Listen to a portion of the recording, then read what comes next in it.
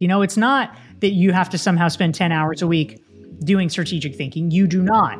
It is simply about learning to change the frame through which you look at the world. And it takes a little bit of effort in the beginning, but once you put it into place, it is actually not that hard to accomplish. This is Brand Story, a podcast featuring in-depth conversations with leaders, marketers, and brand storytellers about their professional journey and the impact they are making on the world around them. Welcome to Brand Story. I'm your host, Steve Gilman, and my guest today is Dorie Clark. Dorie has been described by the New York Times as an expert at self-reinvention and helping others make positive change in their lives. She's a former presidential campaign spokesperson, a best-selling author and writer for publications like Harvard Business Review, Fast Company, and Business Insider.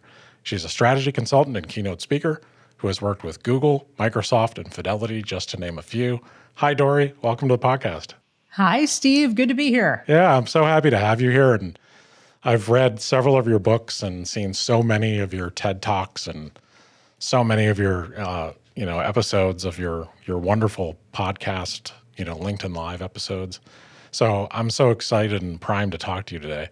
And while I was doing research, I noticed something. We have a place in common. You left high school, I think at 14, to attend the program for the exceptionally gifted at Mary Baldwin College. Yes. And that's in Stanton. We're in Harrisonburg, just up the road. Oh, amazing. Yes. Yeah, isn't that crazy? Very, very close. That's right. Oh, I bet that was an incredible experience for you at 14. It was. I was really glad that I had the opportunity to go to Mary Baldwin and to have that experience. I was not very excited about the prospect of high school, and so the idea of being able to skip it sounded great. So I did that, and I in fact serve on the board of Mary Baldwin now. Do you really? So. Oh, that's so exciting. Yeah, I mean, that's near and dear to us. We've actually done some work with them years and years ago on some brand ID and corporate ID stuff. So, how cool. I think that's such a cool connection. I've got so much to talk to you about, and your books and so much great thinking that you share with the world. But lately you've been doing, it's sort of a podcast style LinkedIn Live episodes, and it's called Better, and it's sponsored by Newsweek, and I've watched a few. How did this show come about? The show really came about through, I guess you could say, sort of the yeoman's work of networking that I did over the years. I moved to New York maybe 8 years ago from Boston, and I realized pretty quickly that I was going to need to be very focused in terms of building my network, making connections, because you move someplace and once you finish unpacking, you sort of realize oh, no one is inviting me to anything. They might know you, but they don't really think about you, or they don't think about inviting you places. And so you have to do the work. You have to make the effort. And so I started organizing regular dinner gatherings for people that I knew a little bit, that I wanted to turn into better connections. I would sometimes co-host them with friends and, get to meet their contacts. And I did this for years. I did 1 or 2 a month for, 7 years or something, basically up until the pandemic. And so as part of that, I ended up at one point meeting a woman who is a top person at Newsweek. And these things take a while to germinate. Nothing came of it right away, but about a year later, I ran into her at another party, and we started to talk, and we discovered that they were interested in doing more with their LinkedIn. And so eventually, probably 8 months after that, it turned into the launch of my show, which I've now been doing for over 2 years. Wow. Yeah, I'm so glad I discovered it. And I discovered it. I knew your books and have read those. And then when you were going to be on the podcast, I started looking into your background more and more and discovered your show because I hadn't seen it. And now I'm working my way back through all the episodes. And I highly recommend this show to anyone that's listening that's on LinkedIn. And if you're not on LinkedIn, go get on LinkedIn. And just to follow Dorie and to see this wonderful show. I noticed with the show, you talk to guests and you talk about their expertise and what's going on with them and their thinking. But the themes of the guests you have really echo a lot of the thinking that's throughout your books. Yeah, no, it's true. I mean, I do have general preoccupations. The reason the show is called Better is that it is focused broadly on ways that individual people can optimize their lives, primarily, although not exclusively, in the professional sphere. And so it's looking for people who have actionable advice about ways that we can improve as leaders, take better charge of our career, enable ourselves to be more successful, however one defines success. What a great idea for a program, and they partnered with the perfect person for it. Well, thank you. Now, how did you come to start your podcast, Steve? I started my podcast right at the beginning of the pandemic, and I'm an introvert like you. And I really missed really good, deep one-on-one conversations because that's my sweet spot. A few people in a room or one-on-one is always where I've been the happiest in meeting people and getting to know them. So I had to figure out a way to do it. And then I sort of live in storytelling. I've been a storyteller since I was a kid. And, I help brands tell their story. And when you think about brand stories, what you just said about better being part, their business lives, and you're talking about that, but it also veers into the personal. That's the same thing with brand. People forget how human it is. So, someone's brand story is built of a ton of little pieces of information. And they're emotional, they're factual, they're capabilities, they're all this stuff, but a lot of it's just the human things that we all connect with. So I just decided I wanted to talk to people about that, and here I am. I love it.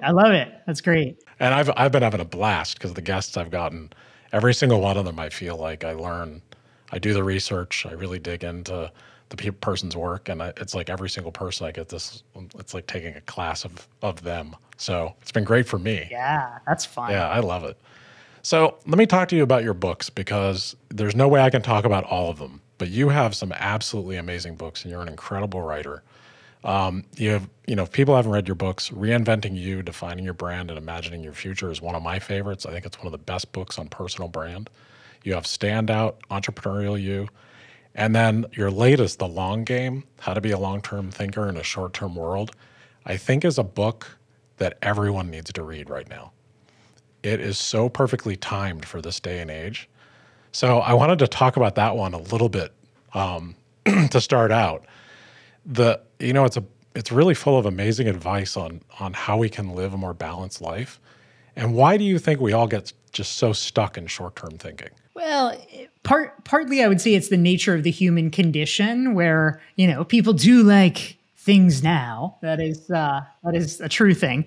But I also think that there are societal circumstances that kind of force us into it. The pandemic being chief among them. For the past couple of years, you might have wanted to make long-term plans. You might have been, fully intending to be the world's best long-term thinker. And yet everything you tried was foiled because it's like, oh, nope, no, actually you can't do that. Nope, that flight is canceled. No, those borders are sealed. No, that office is closed. And okay, so you had to do short-term thinking. And it's not that short-term thinking was so bad per se. In a crisis, short-term thinking is just what you need. Great, move, pivot, adapt. But the problem, like a lot of things, is where you get stuck in it, where it becomes the only thing in your repertoire and you are unable, when the time beckons, to switch back into long-term mode. You have to be able to do both in order to be successful at crafting a future. I read something that you wrote about, we all say we love strategy and strategic thinking, but we also never have time for it. Yes. Which is really crazy when you think about it. Yeah. I mean, it's the mental equivalent of people avoiding the gym. It's like, oh, that would be such a good idea. And then I wish I was healthier, but I don't feel like going. Yeah, totally. But the ironic thing is that, working out actually is a legitimate effort. Like, I can see why people want to shirk that. Strategic thinking actually, I think that we build it up in our heads as, oh, it would be so hard. It would require so much time. It would require so much effort. But it actually doesn't. It's not that you have to somehow spend 10 hours a week doing strategic thinking. You do not. It is simply about learning to change the frame through which you look at the world. And it takes a little bit of effort in the beginning, but once you put it into place, it is actually not that hard to accomplish. Yeah, it's more of a muscle that so many of us don't use that we have to relearn how to use it. And I think that's part of what's great about your book is that you help people learn that it's not impossible and that we can all do it. And I think we get stuck. It's really easy for people to get stuck in, you talk a lot about busyness, just get stuck in business and how people look at being busy. And there was something that you wrote about busyness being almost a badge of honor that I just recognized it immediately. Can you talk a little bit about that? Because I think that's very common. Yeah, absolutely. So there's some interesting research that I cite in the long game out of Columbia University, done by Sylvia Bellezza and her colleagues. And what they discovered is that in many places, but notably among them the United States, busyness really has become a kind of status symbol. And that's part of why so many people, when you ask them, how are you doing? The answer isn't good. The answer isn't bad. The answer is, I'm so busy. And the reason is that it is essentially a societally accepted, coded message where people are saying, I am so popular. I am so in demand. It's crazy. And so they might claim that they want to be less busy, but they often do not take the steps necessary to get there because it becomes a threat to their identity. That was such an eye-opener when I read it, and it's right in front of me. But there's so many people and colleagues that I've worked with that have said, oh my God, I'm so busy. I wish I could learn to manage my time better or stop having back-to-back meetings all day. And then I would try to help them, and they would just not want any help. That's right. Oh, it's impossible, Steve. It's impossible. Don't even know. Can't be done. I honestly, I've had times in my life where that's how I lived. And I very intentionally chose a different path. I think when you have a better control of your time and you don't just let busyness be that badge of honor, then you're sort of more present in all the other things you're doing. Yeah. Was that part of the reason for you moving to Harrisonburg? Yes, absolutely it was. Yeah. And I was on the Beltway in Washington, D.C. for my 55-minute drive that should have been 5 minutes each way to my own company. And, and then just the schedules and the way that people lived, like no time to have a conversation, rushing from one thing to another. And I thought, I've lived in the Shenandoah Valley. I can move this entire company there, and I did, and it was the best thing we ever did. There's a lot of other reasons that people use busyness, and get stuck in it. And one of the ones that you talked about really hit home with me, and it's sort of as a way to numb yourself or cope with grief. Can you speak to that a little bit? Yeah, absolutely. So in addition to the status motivation around busyness, I mean, it's often the case, but it's not always the case that people use it that way. There are other reasons why people are chronically busy, and I don't mean like, oh gosh, you're so busy, it's the holidays and you have to do a bunch of shopping. I'm not talking about a sort of situational thing. I'm talking about the kind of people, and we all know them, where it's chronic, it's perennial. They're never not busy, and one of the reasons why people choose busyness, because we are, if it is chronic, it is because we are making choices, is that sometimes there are things that busyness seems to be a preferable option to. When you are going through something really difficult, maybe you are having relationship problems or a divorce, or maybe there's been a death or a loss, or something that is so challenging, just you emotionally would prefer not to face it. This is not a conscious choice that people are making, but a frequent subconscious choice is that they are throwing themselves into work because it is a societally acceptable alternative to actually facing and dealing with those emotions and feeling those things. And, I don't want to knock it, because in some ways it is a beneficial choice. If the choice is that or getting drunk every night, yeah, work harder. That seems like a better idea. But a reasonable short-term coping mechanism can sometimes metastasize into a very harmful long-term behavioral pattern if you don't analyze it or examine it. And, I've been there, I've done that myself, where I have used work as a kind of anesthetic, and it serves its purpose, but you have to be aware of what you're doing. I've done it too. It's like avoidance ain't just a river in Egypt. It's like, it's just it's a thing that we do to try to not have to deal with pain or not have to face certain feelings, So I think that's a great thing for people to check themselves on, because when you are constantly overscheduling yourselves, it is good just to take a beat, try to realize maybe you're trying to avoid something that if you meet it head on, you might do a little bit better. Absolutely, yeah. And that's what I love about your books is that, you're not just talking about productivity. You're not just talking about different ways that we can improve. You get very human in your books and get to the source of why we might do things and how we can look at them differently. So what got you on this path of writing these type of books that you write? I guess the original genesis is I was a philosophy major in college, and I have a graduate degree in theology. So I've always been interested in questions about how people make meaning for themselves, make meaning in their lives. And I think it is true that for many people in contemporary Western society, the workplace is the locus of that. So I am very interested in what that looks like. And I also, I've spent the past, I guess, close to 17 years now of having my own business focused around, marketing, communications, et cetera.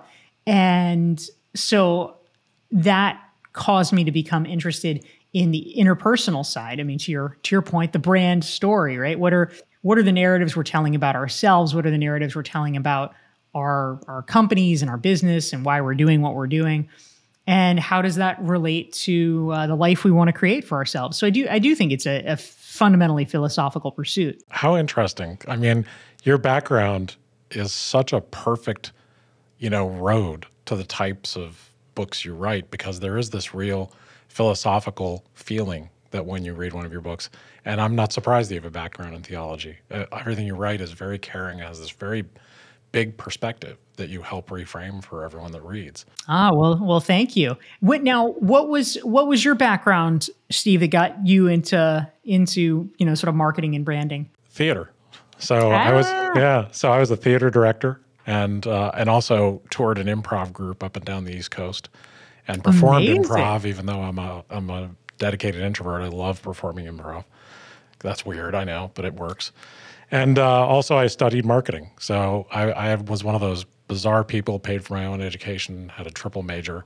I had marketing, art, and theater. So I was also a photography major. Where were you doing theater? Here at JMU, and then up in DC after that. And, I was directing theater and figured out I can't make a living doing this. So, I've always been in love with storytelling, and I used to direct plays in my front yard when I was 10 years old and go around the neighborhood and sell tickets. And basically all they were monster movies I saw rewritten into a 10-year-old version of a play. But, people came and saw them and paid a nickel. And so that kind of started my love of it. And then started working with brands, to start telling their story using a lot of the story structure that we see in plays and movies and all those stories we tell.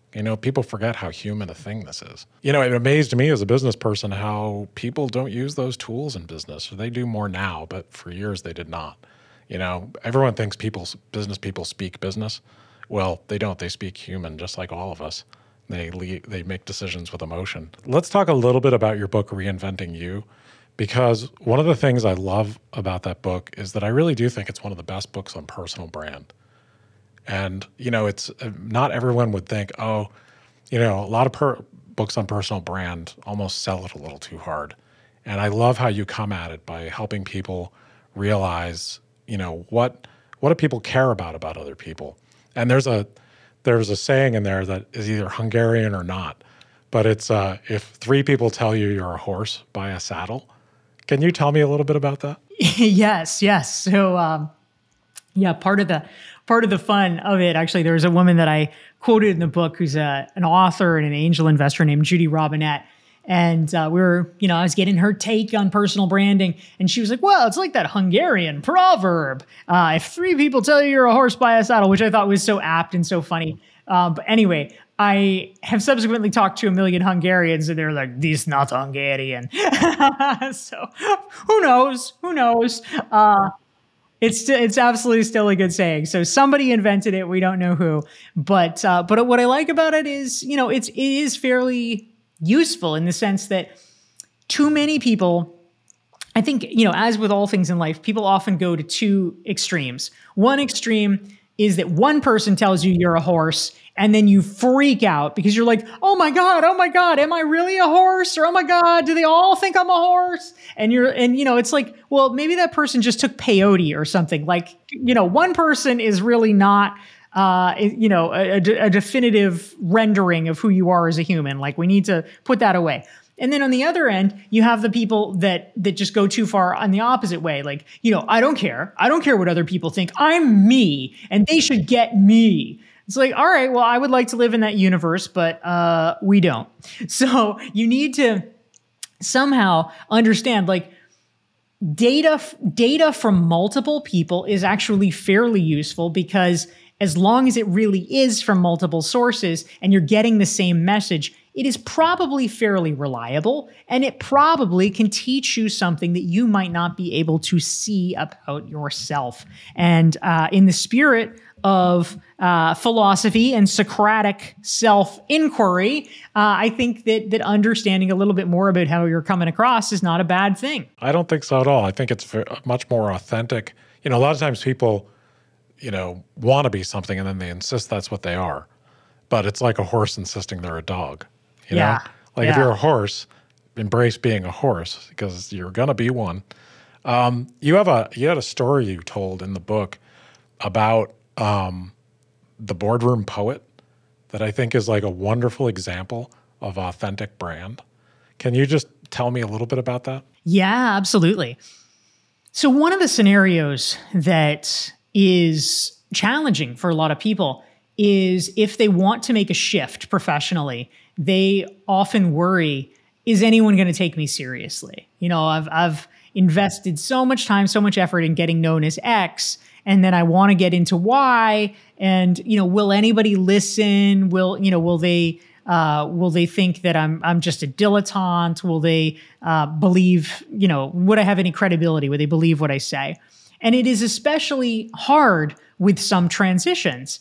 And one of them, which I thought was fairly good and emblematic, was, you hear plenty of stories culturally about people who, maybe they were a consultant, but all along they really wanted to be a poet. And so one day they decide, oh, okay, I'm going to be a poet now because they're fulfilling their dream. That is at least a societally accepted narrative where people get it. It's like, oh, well, it's been brewing in you all along.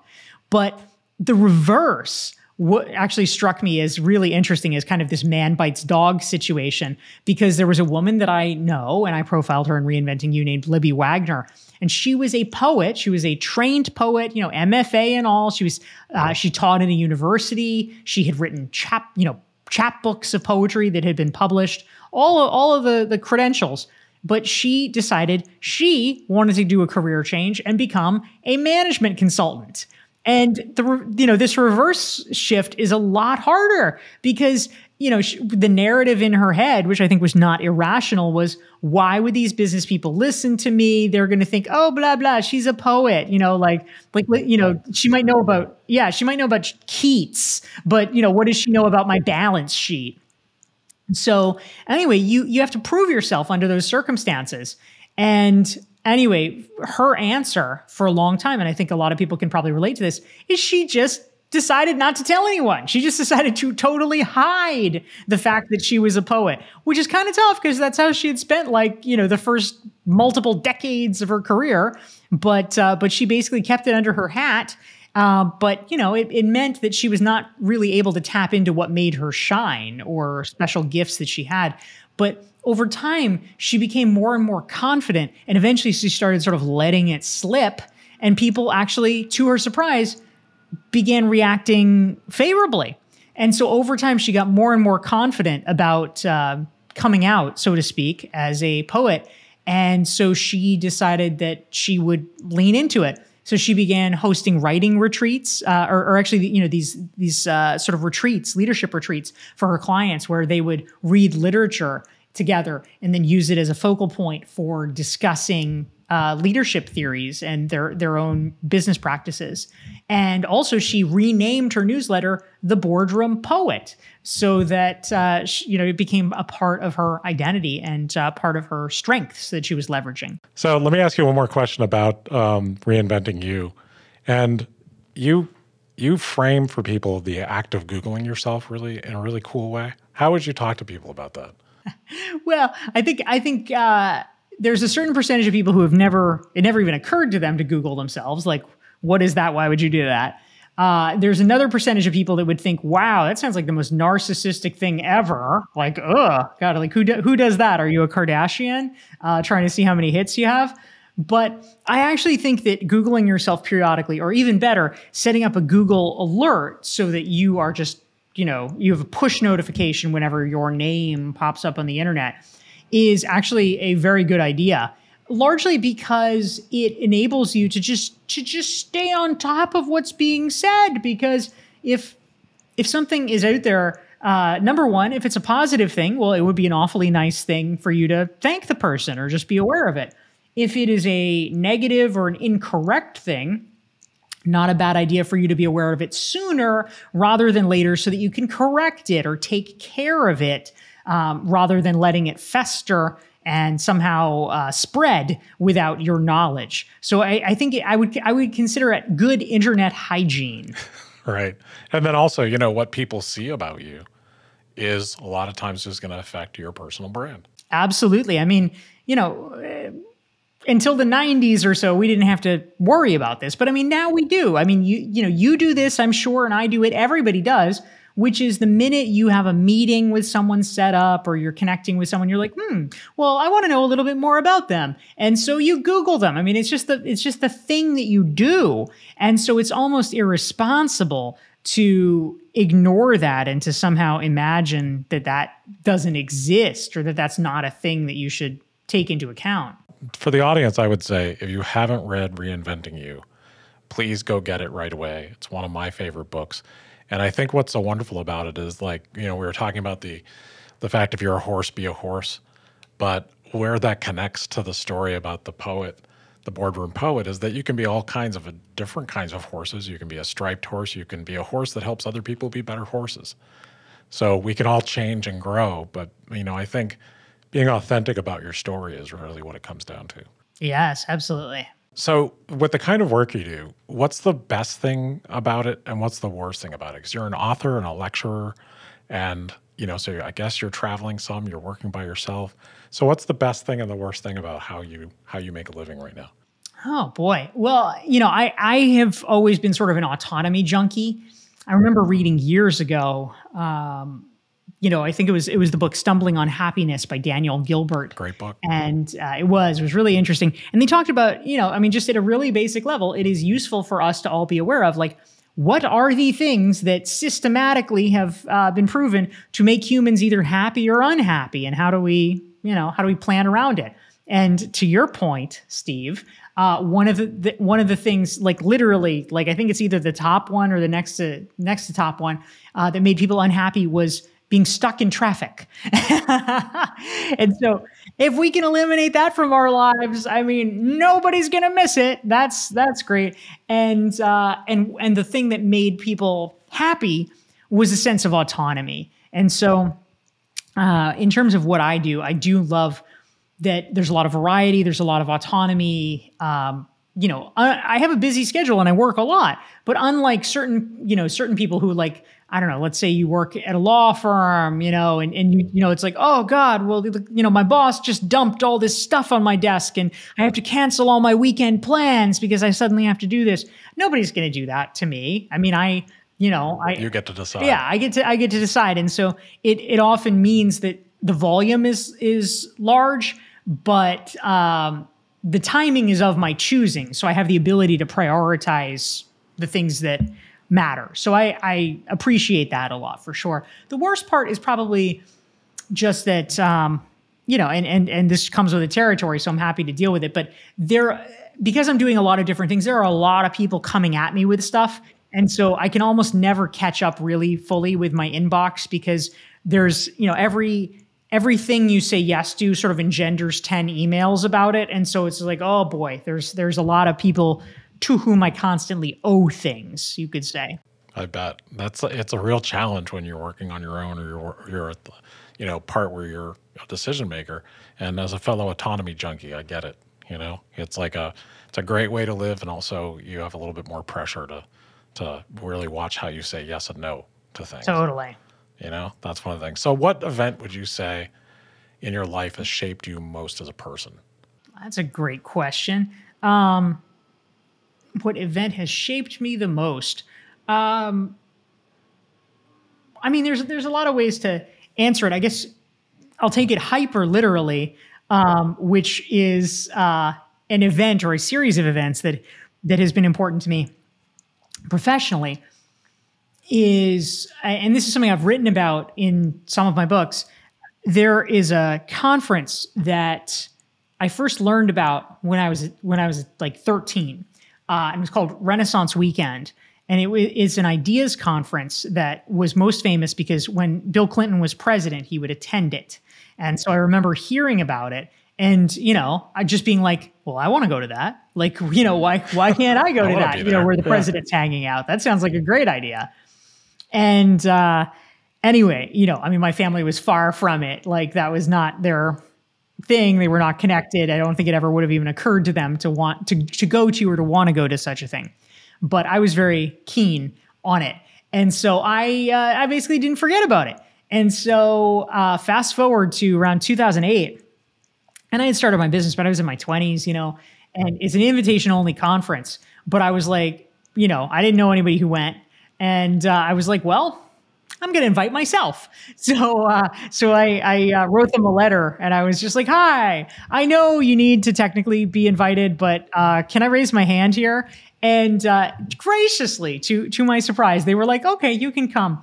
And so I was so nervous that they would somehow rescind it that I immediately signed up for 4 of them because without having gone to any, because I was at least convinced. I'm like, well, if they've taken all my money, they can't really say no. So anyway, I signed up for a bunch of them because I realized that it would be very important to invest in upgrading my network and meeting different types of people. And I think that is almost never wrong, that it is important to make sure that you're in the room with the right people. What a wonderful place to do it too. That is so cool how you set a goal like that and then just kept after it and made it happen for yourself. I think that says a lot about you. So you've got an awful lot going on. You do so many different things.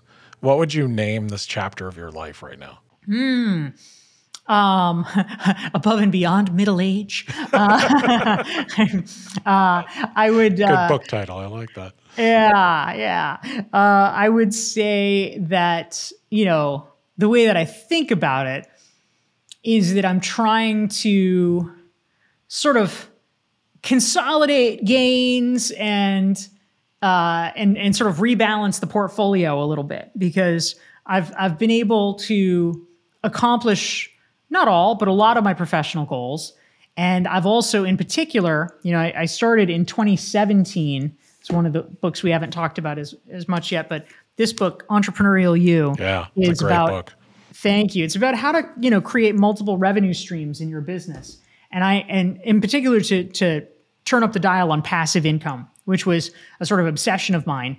And anyway, I realized that it would probably be necessary for sort of long-term success to be able to do that.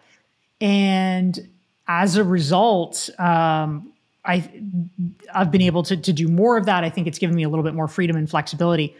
And so now I'm trying to, I would say broadly, think through how to continue systematizing my business, making it more efficient, putting it, more on autopilot, making it more evergreen, and allowing it to buy myself time for other areas like health and like relationships that have perhaps gotten a little less attention.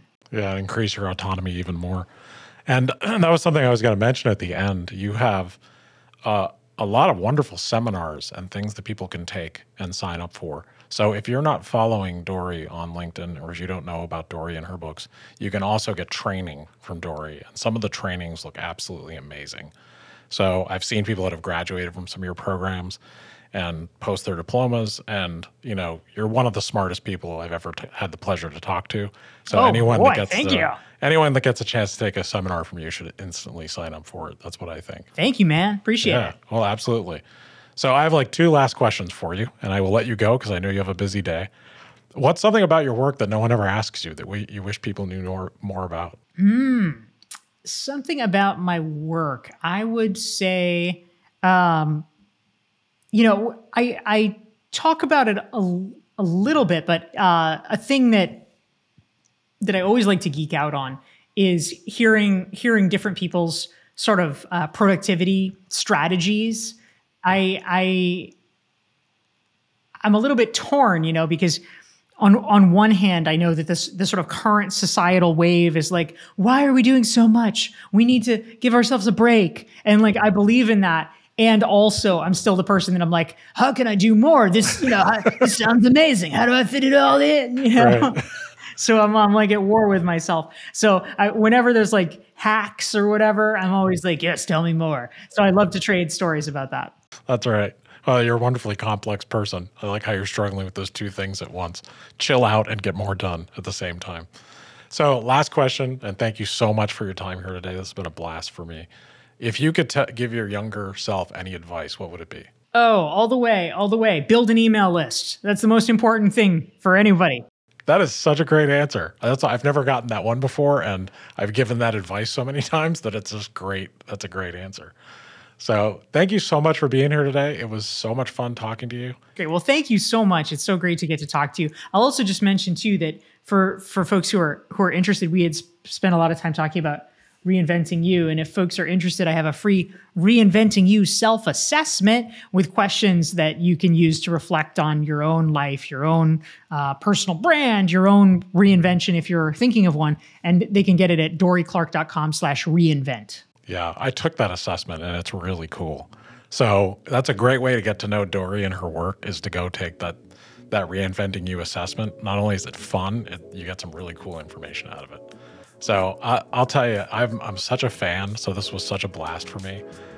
Thank you so much for taking the time out of your busy day to do this. Thank you, Steve. Great talking with you. Want to hear more inspiring stories? Subscribe on your preferred podcast app so you don't miss an episode. And if you like what we're doing, please rate, review, and share. It's the best way to support us. Thank you for listening to Brand Story.